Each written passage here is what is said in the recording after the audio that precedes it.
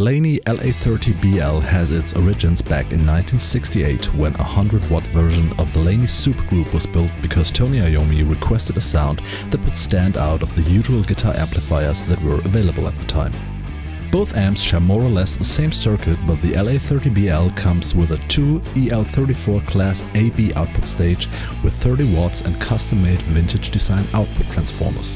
The preamp section of this single-channel amp has two 12AX7 preamp tubes and 5 controls: gain, treble, middle, bass and presence. You have 2 treble and 2 bass inputs at the front and a 16 ohms, 8 and 4 ohm speaker outputs at the rear side. Having a wide range from low to medium gain within the amp, the made in UK LA30BL is very open and dynamic, providing a great platform for effects pedals, as you will hear later. The cabinet is a 2 12-inch speaker offset design with 2 Celestion Greenbacks G12M that suits the LA30 perfect and gives you, due to its oversize, a great tone.